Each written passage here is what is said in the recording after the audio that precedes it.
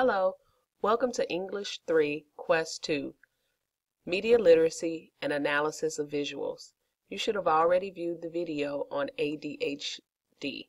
We're going to use that video to compare with the different media, print media, to review how things change and how messages differ on the same topic, essentially, across genres. So we're going to look at the article, and before we get started, we need to think about or frame our reading by reviewing the following 6 questions. Anytime you're viewing visual media, print media, you want to be aware of the intended audience. Who was this created for? Also, you want to be aware of the creator's purpose, whether it's an author or a painter. Everyone has a purpose in the messages that they want to relay to their audiences. Additionally, you should consider the techniques that are being used. Sometimes we don't notice that there's music, but that music is included for a reason, and it usually helps to convey the message that the author wants to give to the audience. Number 4, how might others see this in a way that is different from my point of view? You also need to ask yourself, is this media credible? Finally, you want to consider how social and cultural views are presented in ways that are different from traditional texts, such as short stories and articles and blogs. So we're going to look at the first 2 paragraphs and start to form our opinions related to the guiding questions above. Nicholas and Beverly Cerna's daughter, Caitlin, was only 4 years old, but they already knew there was a problem. Day after day, upon arriving home from preschool, Caitlin would retreat into a bizarre fantasy world. Sometimes she would pretend to be people and things she was not. Other times, without warning, she would burst into nonsensical song. Some days she would run directionless through the backyard of the Cerna's comfortable Redlands home, laughing and shrieking as she chased imaginary objects. When months of sessions with a local psychologist failed to yield an answer, Nicholas and Beverly took Caitlin to a prominent Los Angeles pediatric neurologist for more exhaustive testing. Finally, on September 11th, the Cernas received the heartbreaking news. Caitlin was among a growing legion of U.S. children suffering from youthful tendency disorder. As horrible as the diagnosis was, it was a relief to finally know, said Beverly. At least we knew we weren't bad parents. We simply had a child who was born with the medical disorder. Youthful tendency disorder, or YTD, a poorly understood neurological condition that afflicts an estimated 20 million U.S. children, is characterized by a variety of senseless, unproductive physical and mental exercises, often lasting hours at a time. In the thrall of YTD, sufferers run, jump, climb, twirl, shout, dance, do cartwheels, and enter unreal, unexplainable states of make-believe. The youthful child has a kind of love-hate relationship with reality, said Johns Hopkins University YTD expert Dr. Avi Gwertsman. Unfit to join the adult world, they struggle to learn its morals and rules in a process that can take the entirety of their childhood. In the meantime, their emotional and perceptive problems cause them to act out in unpredictable and extremely juvenile ways. It's as though they can only take so much reality. They have to check out to go youthful for a while. On a beautiful autumn day in Asheville, North Carolina, 6-year-old Cameron Boudreaux is swinging on a park swing set, a monotonous back-and-forth action that apparently gives him solace. Spotting his mother on a nearby bench, Cameron rushes eagerly to her and asks, "Guess what?" His mother responds with a friendly, "What?" With unbridled glee, Cameron shouts, "Chicken butt," cryptic words understood only by him, before laughing and dashing off again, leaving his mother distraught over yet another baffling non-conversation. "I must admit, it's been a struggle," Mary Boudreaux said. "What can I say to him when he says something like that, something that makes no sense?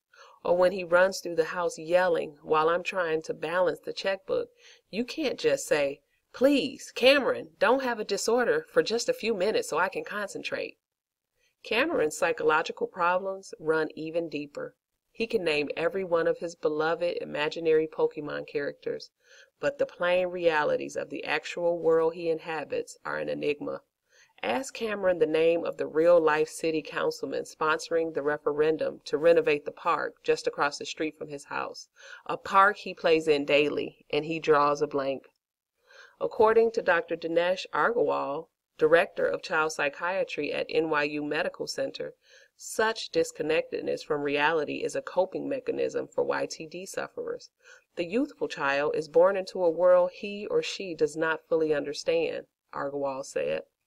Their brain pathways are still forming, and they need to repetitively relearn how to assimilate into society. These dissociative play fantasies apparently help them accomplish that. But such fantasies come at a price, producing in youthful children a disinterest in the everyday responsibilities of life bordering on contempt. Jesse knows when it's his turn to take out the trash. "We've gone over the house rules a dozen times," said Richard Torres, a Davenport, Iowa father of 3 whose 9-year-old son, Jesse, was recently diagnosed with YTD, "and still he neglects the job time and again." Slowly, methodically, through an elaborate system of rewards and punishments, Jesse has shown improvement, but the road ahead is long. "We get a lot of platitudes from the so-called experts," Torres said. "We hear a lot of, 'Oh, he'll grow out of it. Just give it time.' That's easy for them to say. Their kid's not running around the neighborhood claiming to be Superman." Help for families struggling with YTD may soon be on the way. At last month's annual AMA convention, SmithKline Beecham unveiled Juvenal, a promising YTD drug, which, pending FDA approval, could reach the U.S. market as early as next spring. Already available in France and Sweden, Juvenal, the Swedish newspaper Aftonbladet reported, resulted in a 60% decrease in running and jumping among users. But until such help arrives, the parents of YTD sufferers can do little more than try to get through each day. "I love my child with all my heart," said Alexandra Torres, Jesse's mother, "but when he's in the throes of one of his skipping fits, it's hard not to feel a little envious of parents with normal, healthy children." Let's take a look at the questions and respond to them. Okay, for number 1, the satirical article is intended for adults who are aware of the many newly diagnosed diseases. Let's take a look at number 2. What is the creator's purpose? The author's purpose is clearly to humor his audience while giving them a message or offering some commentary on how quickly labels are being given out to what was once normal in terms of behavior. Now we're ready to answer question number 3. What techniques are used to convey the message? For number 3, the author mainly uses humorous dialogue and situational irony to convey the message.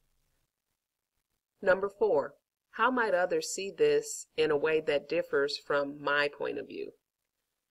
Those diagnosed with disorders that society deems improbable would likely be offended because they hear from several different people or different entities that their diseases aren't real.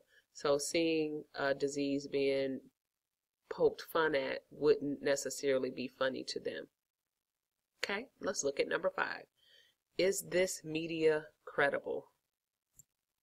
The doctors' names and the people who are quoted are all made up, and this is done just to create humorous situations and poke fun at the youthful tendency disorder. So nothing is credible. Everything is based essentially on the author's opinion. Let's take a look at number 6.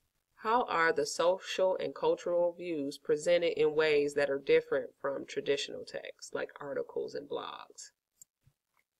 This media is a little bit different from articles and blogs in that it uses children as the butt of the joke.